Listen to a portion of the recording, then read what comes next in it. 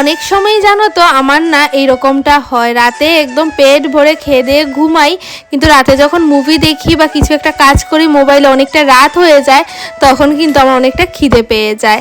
আর আজকে জানো তো আমার বিস্কিট চকলেট এসব খেতেও ইচ্ছে করছিল না, ভাবছিলাম যে কিছু একটা খাই, আর অনেকটাই খিদে পেয়ে গেছিলো।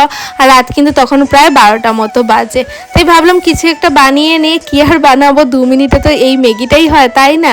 সত্যি বলতে 2 মিনিটে ম্যাগিটা না হলেও 10 মিনিটের মধ্যে কিন্তু হয়েই যায়। তো এখানে কিন্তু সিদ্ধ বসিয়ে দিয়েছি ম্যাগিটা, একদম বেশি করে মশলা দিয়ে একদম স্যুপ স্যুপ টাইপের করে নামিয়েছি ম্যাগিটাকে। আর এইদিকে দেখো দুপুরের কিছুটা চিকেন রান্না করা ছিল, তো সেই চিকেনটাও নিয়ে নিয়েছি একসাথে। কিন্তু এই ম্যাগিটা আর চিকেনের ঝোলটাকে একসাথে মিশিয়ে খেতে খুব ভালো লাগে, মানে আমি এরকম প্রায়ই খেয়ে থাকি, খুব ভালো লাগে।